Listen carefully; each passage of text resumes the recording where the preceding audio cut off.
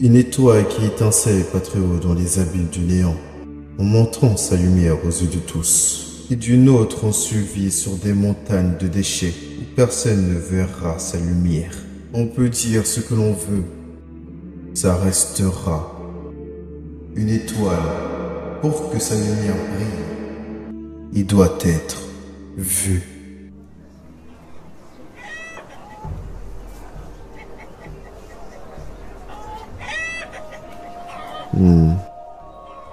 Je la trouve si belle, peu importe le nombre de fois que je la regarde. Ah, encore une fois, je savais que tu serais là. Zemina, Vlad, tu sais que tu n'es pas dans ton assiette ces derniers temps, n'est-ce pas? ne m'énerve pas, c'est une des rares pauses que j'ai. Oh, c'est vrai. C'est pour ça que les gens lancent des rumeurs sur toi. Tu sais? Quelle rumeur? Comme quoi tu entendrais encore des voix quand tu prends un bâton ou quelque chose comme ça. Bon sang, quel péché as-tu commis dans ta vie antérieure? Qui se serait attendu à être frappé par la foudre en pleine matinée? Et de la foudre noire en plus. Tu devrais rester enfermé dans le magasin pendant un certain moment. On dit que le nouvel évêque est sensible aux présages et autres. Il a travaillé comme inquisiteur de l'Érysée, donc s'il voit quelqu'un de suspect, il l'enverra directement au bûcher pour être brûlé. Hein? Pourquoi fallait-il que tu me dises une chose pareille? Quoi? Je m'inquiète pour toi. Tu dois bien être conscient que pas mal de monde t'a vu te faire frapper par la foudre. Tout le monde parle dans ton dos. Tu devrais plutôt te reposer plutôt que de te tenir là comme ça à vaciller. Et si l'église venait te chercher? Je vais pas me faire arrêter pour avoir agité une épée dans les airs. Si tu as envie de l'acheter, n'hésite pas. C'est beaucoup trop cher. À quel point ça peut être cher? C'est juste un forgeron clandestin. Combien ça coûte? Devrais-je l'acheter pour toi? 5 pièces d'or. Quoi? Si cher? 5 pièces d'or pour ce vulgaire morceau de métal? Avec cet argent, je pourrais... Oui, je sais, tu n'aurais plus besoin de travailler pendant une année entière avec cette somme d'argent. Quoi? Un vulgaire morceau de métal? Vous, bande de gamins effrontés, dégagez de ma boutique. Ce n'est pas quelque chose pour les enfants des bas quartiers que vous êtes. Alors qui d'autre achèterait ça? Il est vendu dans les bidonvilles. Qui d'autre qu'un habitant des bidonvilles pourrait s'y intéresser et acheter? T'es devenu sénile à ce point, papy? Quoi? Papy? Toi, petite bête. Tu n'as donc aucune manière. Pourquoi tu en fais tout un fois d'avoir fabriqué une épée que seul un chevalier utiliserait? Ton heure est venue ou quelque chose comme ça? Oui, c'est parce que mon temps sur cette putain de planète est bientôt fini, petite peste. Pourquoi tu ne pars pas d'ici, retourner de ton magasin, nettoyer ta vaisselle, espèce d'enfant immature? Quoi? Qu'est-ce que tu veux de me dire? Je suis une femme adulte? Gros tas! Laisse tomber, Zemina. On s'en va, le vieux. Laisse-moi y aller. Je n'ai rien dit de mal, gros vieux moche. Petite peste, dégage d'ici. Salope immature. C'est une langue de vipère. Je les ai pourtant beaucoup nourris par le passé. Tss, putain de salaud. Il a dû rester planté là pendant un moment. La terre a pris forme de ses empreintes. Il devrait plutôt regarder comment joindre les deux bouts pour se nourrir. Ce gamin. Ça va juste devenir plus dur pour toi de développer ce genre de rêve dans un endroit comme celui-ci. Je sais très bien qu'un enfant des bidonvilles ne sort jamais des bidonvilles. Donc, je vendrai ça à quelqu'un qui pourra la faire sortir d'ici. Je ne peux pas laisser mon dernier chef-d'œuvre pourrir dans un endroit comme celui-ci. C'est un peu comme lui. Ils sont tous les deux brillants dans un endroit comme celui-ci. Le centre économique du Nord, combiné au prestige de la maison Bayezid, la lumière du Nord. Il est normal qu'un lieu aussi brillant abrite des zones d'ombre. Comme des bidonvilles où l'on abandonne tous ceux dont on ne veut plus.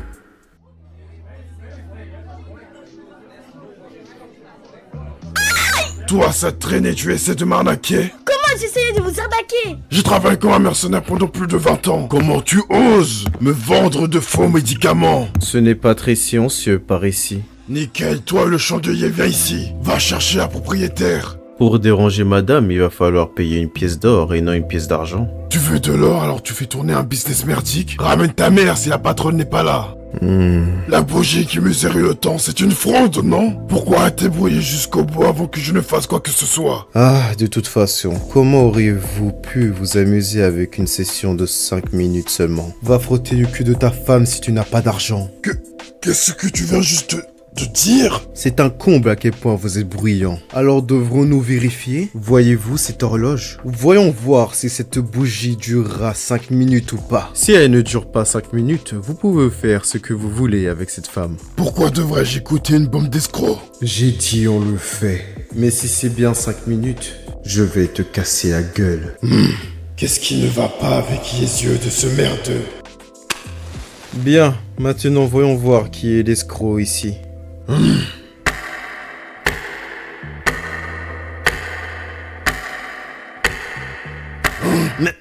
Merde, il était quelle heure? Monsieur? Quoi? Ça fait déjà 5 minutes, fils de pute. T'es un homme mort. Attends. Tu es celui qui a tenté de nous arnaquer. Quel genre de mercenaire est aussi gros que ça? Et quoi? Amener ma mère? Vous devrez avoir plus de considération pour les personnes qui n'ont pas de mère. Attends, ferme ta putain de gueule. Je pense que quelqu'un s'est trompé de bougie. Ça ne faisait pas 5 minutes. Tu vois ce que je veux dire? Georges, quelqu'un a touché à nos bougies. Quoi? Qui ose toucher à nos précieuses bougies? Nous devons le découvrir. Bien évidemment, vous les chercherez. Comment je suis censé trouver le coupable? Je l'ai déjà trouvé. Qui? C'était moi, j'ai fait une petite farce. La dame au sourire de rose, Marcella. Je voulais juste arnaquer ce vieil ivrogne et gagner encore plus d'argent. J'ai donc tabassé ce mec sans aucune raison. Bon d'accord, de toute façon je ne suis qu'un sape empoyé. Yo, je suis fier de toi. J'ai entendu ce que tu avais fait hier. Tu as bien fait. Il fallait qu'il se passe quelque chose pendant que j'étais parti, hein? T'as reçu des conseils pour vendre des bougies hier, non? Tu vois, maintenant nous avons besoin d'un peu d'argent. Mais on est tous fauchés ici. Qu'est-ce que t'essaies de me faire, Burley? Ah mais non, ne sois pas si menaçant. Je ne suis pas en train de te raqueter. Je te demande de faire un échange. Un échange? Si tu me donnes de l'argent, j'ai quelque chose à te rendre. Un pickpocket maladroit, stupide et non qualifié. Et tu le connais, pas vrai? Je te le rends pour 40 pièces d'argent. C'est un bon deal, n'est-ce pas? Qu'en est-il de ses doigts et de ses chevilles? Je ne t'en aurais pas parlé si je l'avais déjà coupé. Je lui ai juste donné une petite leçon. Il est encore conscient. Je savais que je pouvais compter sur toi. Juste tue-le la prochaine fois, au lieu de venir me voir. Ne sois pas comme ça, nous sommes juste membres d'un gang, pas des assassins. Vous arnaquez vos propres membres et votre famille. Vous voyez, je l'avais bien dit. Que Vlad accepterait le marché. Vous saviez qu'il contrôlait les enfants vagabonds de la ville. Nid. Je suis désolé, Vlad. J'ai essayé d'être direct, mais... Ah, as-tu des os cassés? Non. Alors dégage d'ici tout de suite, avant que je ne t'en casse. Ok, merci, Vlad. Mon objectif de 5 pièces d'or vient de partir en fumée. Mais cet enfant a été chanceux. Il n'a pas perdu de doigts. Chasseur de bagne, famille du capitaine Over, Arven.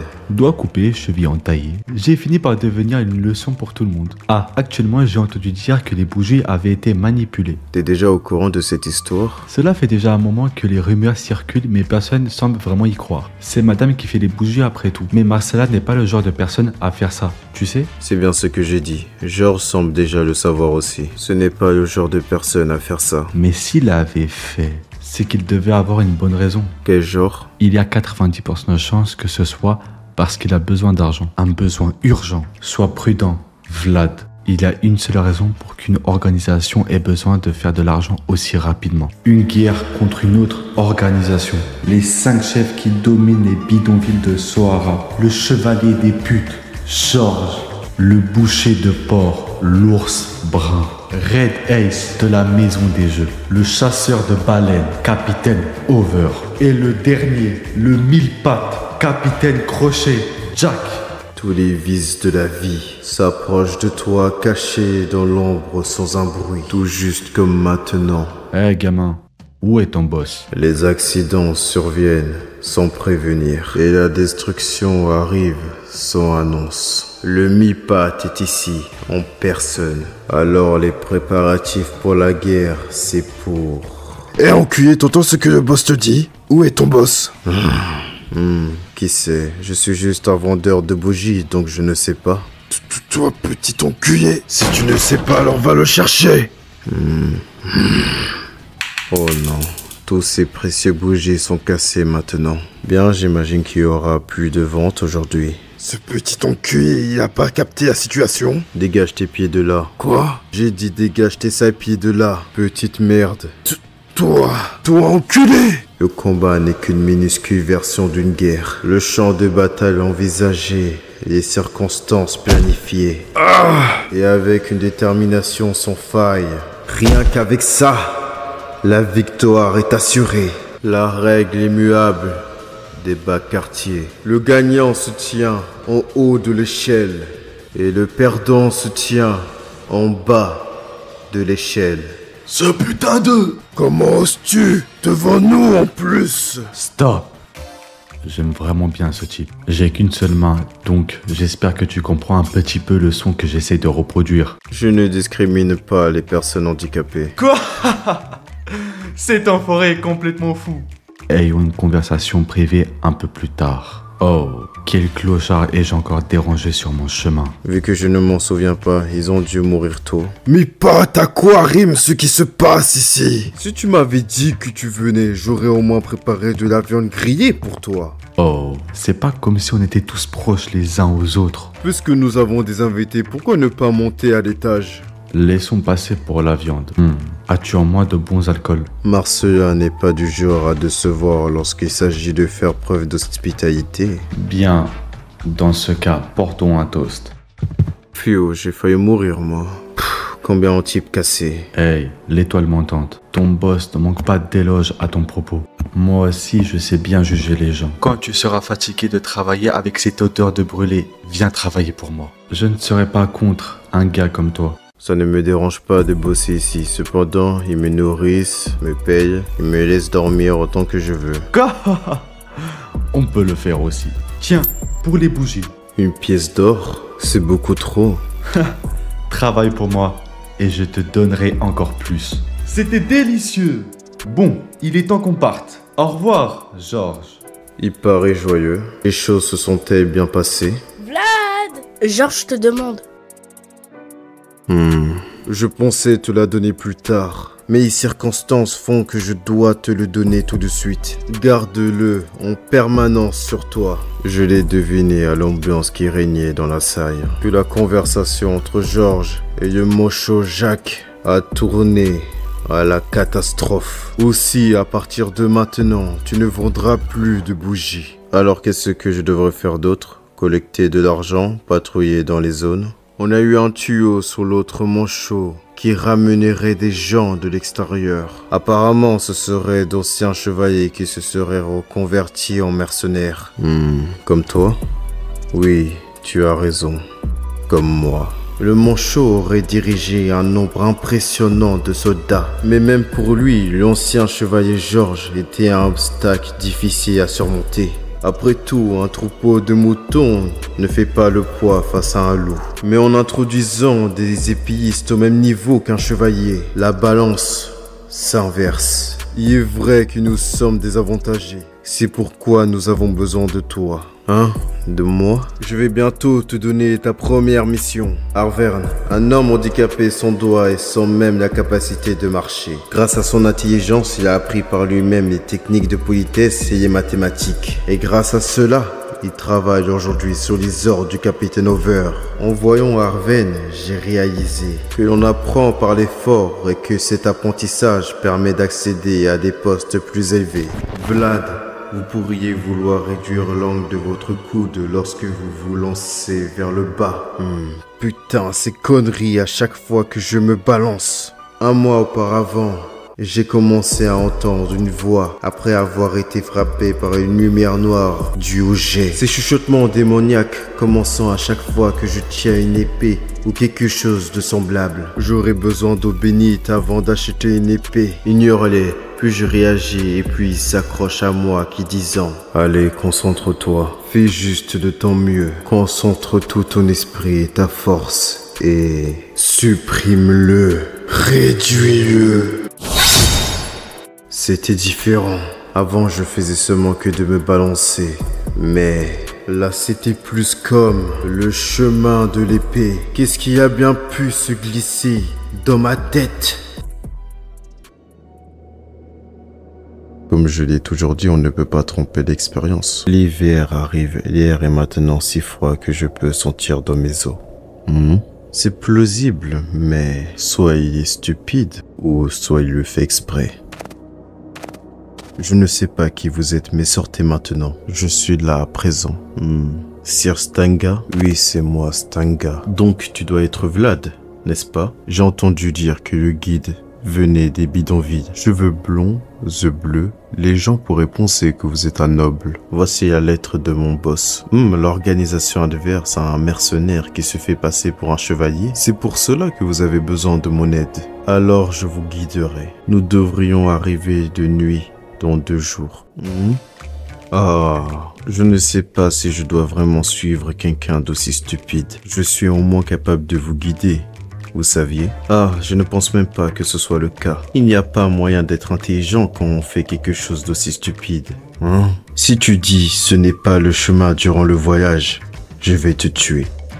Assure-toi juste de me suivre. Je ne veux pas rater ma première mission. Qu'est-ce que c'est que ce bordel? J'ai fait exprès d'avoir l'air menaçant, mais il m'a juste ignoré. C'est pour ça que Georges l'aime bien. C'est un enfant qui mérite d'être élevé. Pourquoi tu continues à me regarder? C'est la première fois que tu vois un chevalier fatigué? De près? Oui. T'es un campagnard? Et donc tu viens d'où? d'Aikia. Ouah, cet endroit c'est vraiment une putain de campagne. Tu ferais mieux de ne pas perdre ton chemin. Je te couperai en 2 si tu le fais. Ne dis pas des choses aussi effrayantes. J'ai entendu dire que les blagues faites par les chevaliers sont des menaces. Oh, ce bœuf séché a l'air frais. Tu as ma part aussi. Ils ne m'ont pas donné plus. Tu n'as rien à manger? J'ai quelque chose. Putain, ça sent si bon. Gamin, tu n'as rien à me demander? Qu'est-ce qui se passe tout d'un coup? Je répondrai à une question pour un morceau de viande séchée. Ce n'est pas une occasion qui se présente souvent. Combien t'en veux? Si t'en veux, demande juste. Fils de... J'ai une fierté, moi. Les chevaliers reçoivent des choses lorsqu'ils donnent quelque chose en retour. Et non l'inverse. Mais tu es à la retraite. Je suis resté fidèle à ses croyances jusqu'à aujourd'hui. Non, Stanga. Âge 42. Abuse pas, merdeux. Tu sais peut-être comment utiliser l'aura? En te regardant maintenant, tu es innocent qu'à l'extérieur. Tous les chevaliers ne savent pas utiliser l'aura. Et utiliser l'aura dans un vrai combat, c'est une autre paire de manches. Alors savez-vous l'utiliser ou pas? Eh bien... Oh, prends-les tous. Un chevalier ne doit recevoir que ce qu'il a donné en retour. Mais il y a des moments où je fais ce que je veux. Je n'ai mangé que de la viande séchée ces derniers jours, donc il y a ça. Vraiment? Est-ce que je vais vraiment le voir?